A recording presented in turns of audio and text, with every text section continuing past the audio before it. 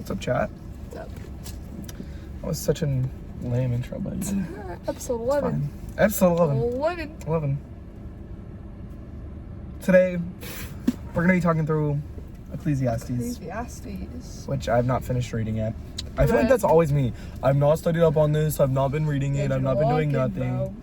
Bro. I read the whole entire book of Ecclesiastes last night. It took me 2.5 hours. Wow. There's 12 chapters. So. I'm glad you have that much time.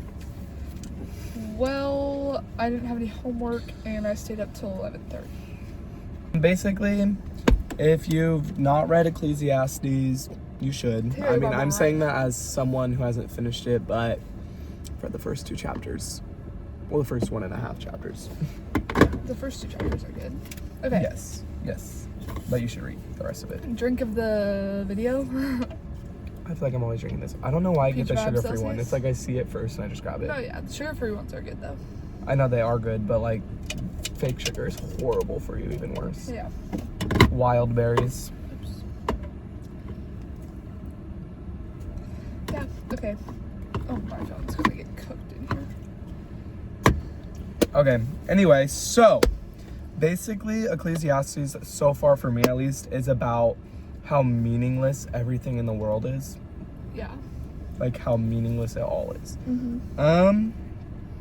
One of the first verses that stood out to me was verse 3 of chapter 1, which says, "What does a man gain by all the toil at which he toils under the sun?" Which I actually learned this today because I didn't know what toil meant, but it means like work. Mm-hmm. So basically the work, and it's like, what do we gain from all the work that we do? What do we gain from that? Here on Earth.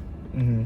And so that's actually a really good question that I think everybody needs to ask themselves before you do like any type of work, whether it's like community service or just work for money. Like, why are you doing this and what is your sole intention on it? And it's especially a good thing for Christians to be asking themselves, because honestly, the main thing you should be doing any work is to glorify God. Yes. Which I say that, and I know I probably sound so hypocritical saying that, because like I know I have 2 jobs right now and they're both part-time, but the main question I'm asking myself when I was looking for those jobs is how much I'm going to get paid out of it. How much is this going to get me? What I should really be asking is, how can I glorify God through this? Mm-hmm. And if you're in high school, which I'm assuming you are watching this, the question we should be asking is, how can I glorify God? And the main way you can glorify God, honestly, anywhere doing anything, is just spreading his love and trying to get people to, give their lives to God. Yeah. I have something to piggyback off that. I'm trying to find it. Okay, yeah. So you were talking about how we were supposed to like work for the glory of God and like succeed for the right reasons, but to piggyback off of that, in chapter 4 verse 4 it says, "Then I observed that most people are motivated to success because they envy their neighbors." And I was like, that's kind of like so true, because I feel like so many people like try to work hard to get something in return, whether it's like the newest whatever, like fashion whatever, or it's because they're jealous of something someone else has and they want to get it, or they want to beat someone else out for something. And I think it happens like way more than we think. Like I think we overlook it a lot. Like I bet you, this is definitely not right, but like 90% of people do some sort of work because they're jealous of someone else, whether that's just like something simple or something that takes a while.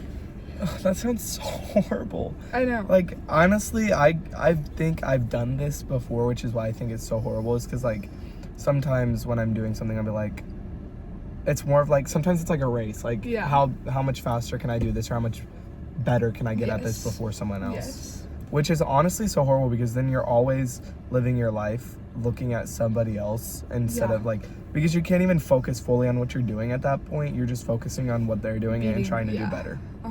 Which sounds exhausting and painful and draining. It's just a point to like examine ourselves and to see like why do I really want to succeed? Is it to beat someone else out?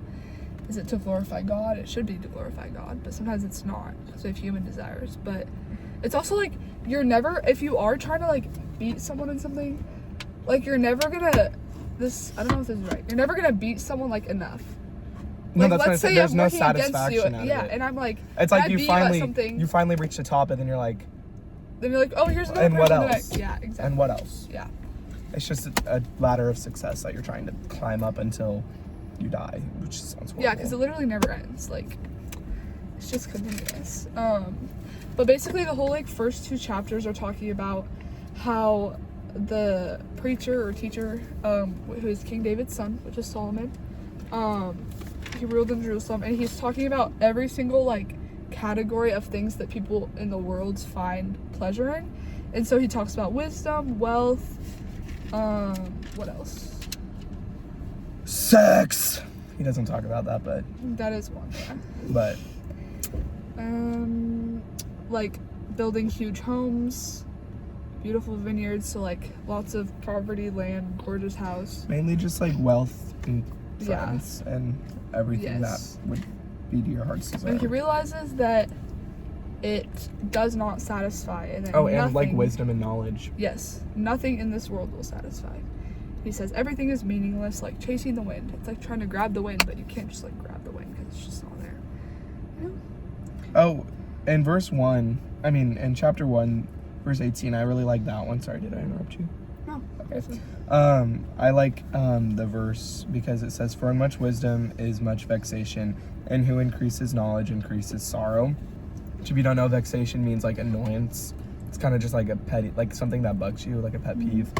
So it's basically saying the more you know, the more you will be annoyed, or the more you know stuff, like the more sorrow you will gain, which is so true, to be honest, because I can't really see this from another perspective of non-Christian.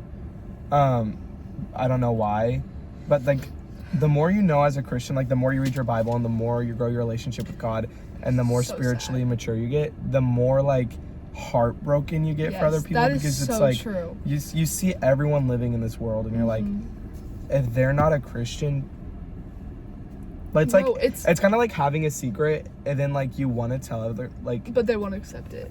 it's like, Yeah. oh, No, it's so Can't true. even speak Literally, it. I was talking to one of my teachers today at school about this like book, chapters 1 and 2, about how literally everything is meaningless. And I literally said to him, I was like, I wish everyone in our school could read this and actually understand that every single material thing on the world does not give satisfaction. Because so many teenagers go through life trying to find satisfaction in everything, like, and it just doesn't work. But it's so hard for people to grasp the fact that it actually doesn't work until they get to such a low point where they're like, there has to be something else, which is so sad. And it's like, you know. But yeah, that's so true. Crazy. So true. Oh yeah, something I wanted to point out, last thing I think about the everything is meaningless. Chapter 2, verse 10. Actually, it's kind of like that whole paragraph, but he's basically talking about looking for pleasure in good and like pure things, and how like hard work is an example that he uses, and even that didn't leave him satisfied. And it's like, we can do so many good things. Like, working hard is great. Like, you know, doing stuff, you know what I mean? Doing stuff is like good stuff, like in the world's eyes, is great. But, and like morally correct things. But if God's not in the midst of it, then you're not gonna leave satisfied at all. Like, just because it's not like only the bad stuff doesn't leave you satisfied. It's like there's some good things, like working hard or like learning. And if God's not in the midst of it, and if you're not doing it for Him, then you're still not gonna be satisfied. And I think this is what I just thought of, is because I was thinking like you will be sad. Like, you can get satisfied from things of the world, but the thing, like the difference between being satisfied by something in the world and being satisfied because of God is, when you get satisfied from something in the world, it's not going to last you. Yeah, like the it's very satisfaction is going to be like, oh, I did that, yay, I'm done. The reason you stay satisfied with is that satisfied? Is that the word? It started sounding weird on my mouth. But the reason you stay satisfied with God is because like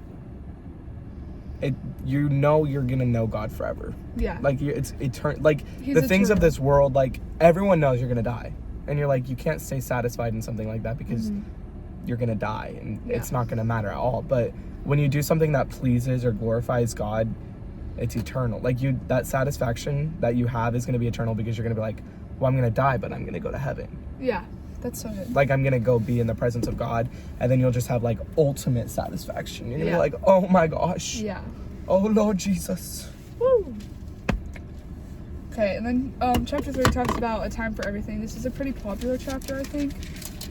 Time for war, time for peace, time to be born, time to die, time to laugh, time to cry. Do not go by your own What is your timing. figure? Go by God's. Yes, God's timing for sure.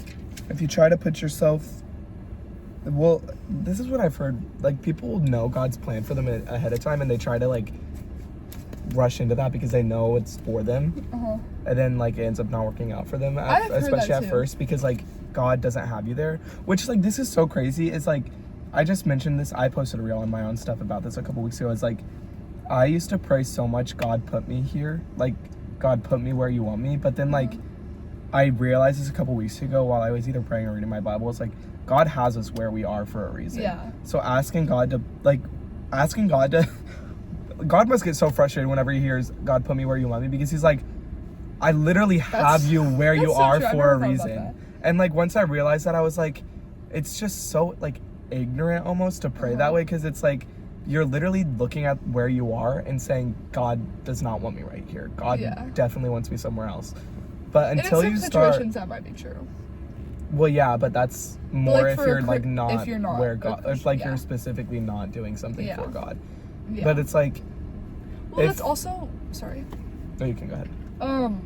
It's also like, this is pretty much exactly what you just said, but I feel like sometimes, yes, there are people who know what they're supposed to do in life, but I feel like a lot of people who don't is because like they don't have like the spiritual maturity to wait and let God do it. Because you're trying to fulfill so many different things. Yeah. Which, honestly, that's been like really relatable in my life recently, because there's so many different things. I think God could have me where I am, but like I haven't like actually sat down to like look at like where, like, what's going on in my mind and right now. Yeah. And I've just been trying to like, because like we were just talking about this, I'm like so ready to move away and go off to college, but like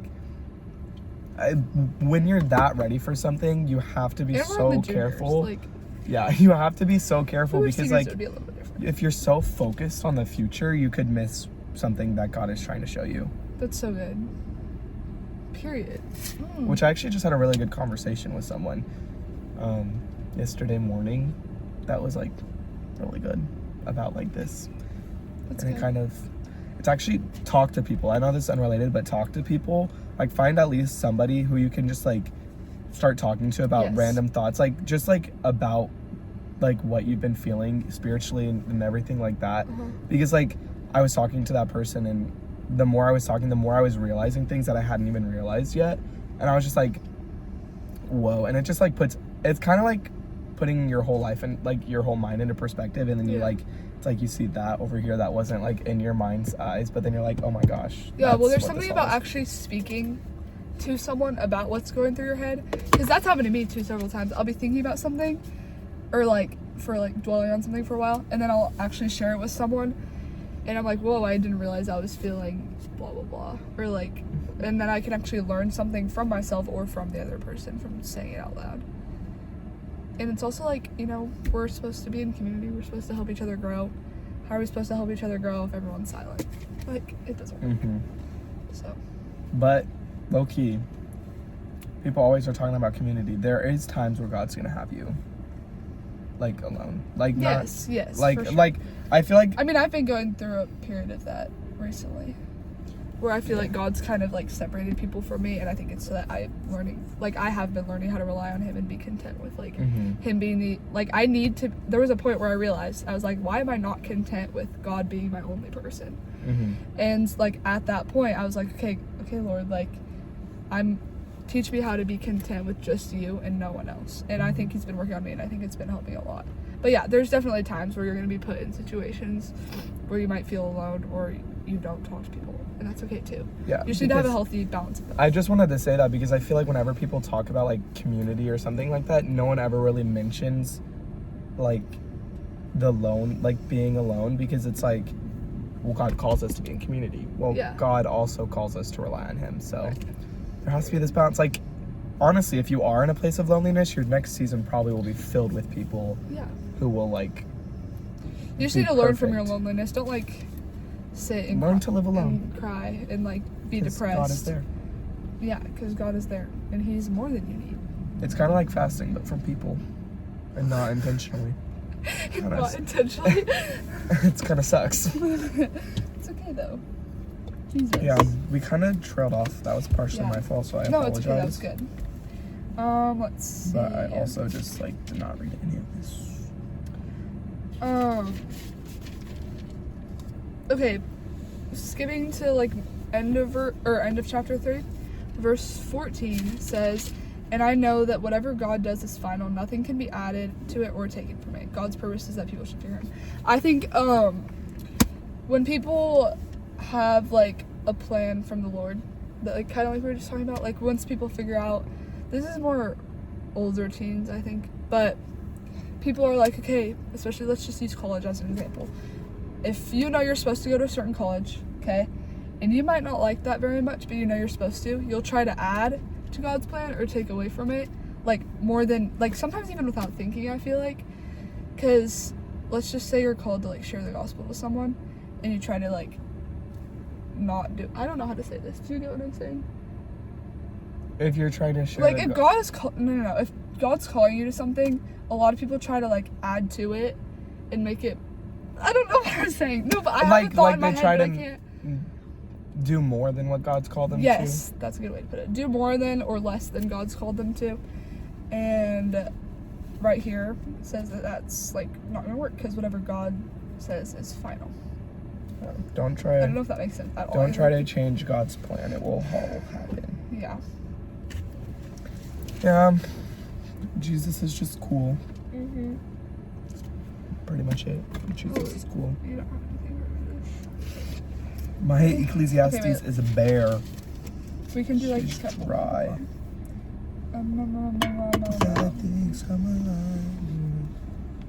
Ooh, so there's like the whole like don't love money thing, and it kind of gets talked about in this a little bit in chapter 5, verses 10 and 11 are like for real. Fuck. It says, "Those who love money will never have enough, never ever.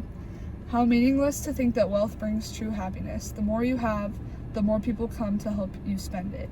So what good is wealth except perhaps watching it slip through your fingers?" And so this is why loving money and making it Lord of your life is not good, because money is not eternal. Like, it might feel like it's eternal because it's going to be with you till the day you die, but it's not good to love money because you cannot love God and money. And it's just really not that important. Mm-hmm. Like, it really isn't, you know? So that's my thought on that. Yeah. Well, and if you do have, comfortableness. Well, make sure. there's like, God blesses people No, yeah, I'm saying. more than It's just sometimes.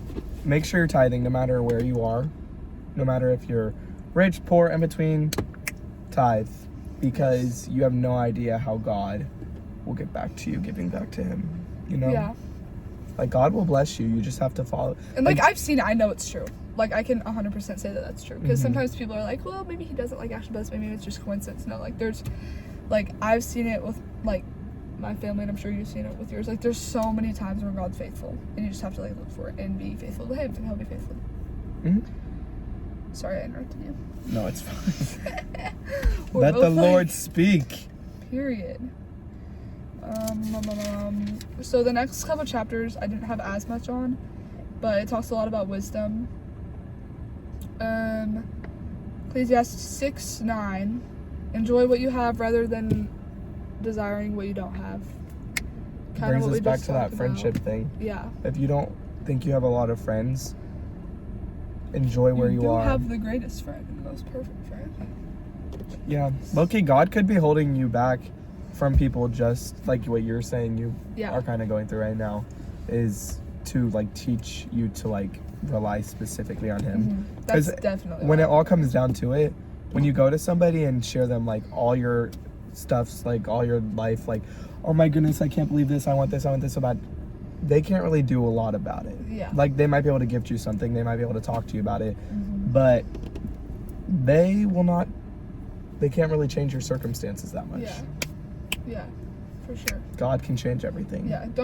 don't get into a spot where you rely on Somebody. your human friends more than you rely on God, because I think that can get really dangerous. And I mean, I've definitely done that before, and I think like it's a lot of humans definitely do, because you know, humans like other humans, and it's hard to like communicate with God sometimes, but like it's definitely real to struggle with that, but don't let it come to a place where you're like, Okay, just brings in too much of one thing can be bad. yeah, Too much of Yes. one person can be bad. Yep. Okay, and I'll wrap this up with one last thing. You didn't make it fully through. What? You didn't make it fully through. Yeah, it's okay. We can do. I feel like we can maybe do a part 2 of this. Yeah. But I feel like a lot of it's pretty much the same Yeah. though. the last I thing read it is down. in the very last chapter, chapter 12, and I thought this like actually like I've heard this verse before, and but I read it and I was like, wow, that's so good and that's so true. And it's verse 1 of chapter 12, and in my version, NLT, it says, "Don't let the excitement of youth cause you to forget your Creator." And I was like, that's so good, because like the fact that it specifies youth, like teenage years, like so fun, right? Like always busy, always moving, so much energy, like so many blessings, so many people that we're always around. And I just think like we get so caught up in that, and I do too. Like we get so caught up in everything going on that we forget the person who like gave us it all, and we don't thank him enough. And I just think this verse is like a great like one sentence like command. Don't let the excitement of youth cause you to forget your Creator, because I feel like it's an easy thing to do, so it's just a good reminder to like Honestly. Jesus gave us everything. If anything is making you forget your Creator, shut it all down. Shut it Period. down. Yeah. Shut it down until you're ready to handle it. Shut it down. Shut it down. Yeah. School's making me forget my Creator. Gotta shut it down. Gotta shut it down. Period. Honestly, actually, wait. Last thing, I just said that, but I feel like the Lord's really calling on my heart to say something about it. Do not blame you not being able to spend time with God on school. Just don't. Well, you have to cry. No, I did not I'm do that. joking. I know I just said that, but like, It was a joke. you're not, like, we have to be in school. I don't know about other countries, but I'm assuming you have to be in school for at least some amount of time. So like, I know in the U.S. you have to be in school, else they're gonna call truancy on you. So make the best of it. Why? So God clearly wouldn't have put you in America if you weren't supposed to be in school. You know, So- whenever you start crashing out about school again, I'm gonna pull up this video and make you watch No, it whenever I and crash say out. you literally said this. No, but I don't crash. I don't say that's the reason I can't spend time with God. I just crash out because. No, I you think just it's say I'm gonna dumb. leave. School's so stupid. It is stupid, honestly. See, now here I am having to watch this video because I literally always say, I don't even need any of this. Which is true, but I need to be there. Yeah. Maybe they need me. Maybe God needs you to talk to someone about Him. Maybe. Don't know who. Maybe God needs you to talk to your teacher I about feel like Him. I low-key just exist in our school. Because I'm like, I have like 3 friends I'm actually close with and then I'm just there. Crazy. I feel like you have a lot of friends though. Yeah, but I'm not really like friends. I'm just gonna like, I just say things to everybody. Yeah. And I dance around next to my car. Lucky what the Lord has done. I'm never going back to the way I was. Okay. Bye, Pookie. So Oh, we low-key just like went really slow through the first 3 chapters. they are free. Look it up. I'm free. Thank God I'm free. Anyways, we could possibly do a part 2. I don't really know. We'll figure it out. I'll but- finish reading it and you can pray about it. Yeah. Perfect. Hope you learned something. Yeah. Peace. Peace out, Girl Scouts. Jesus loves you so much. Don't you forget it. You are so beautiful and loved in the sight of God. Even if you're Jesus ugly. died on the cross for you. Even if you're ugly, that's insane. You're not ugly. You're No created one's in the ugly. image of No God. one's ugly. You just like slurped that. Okay. I'm okay getting loopy. Bye.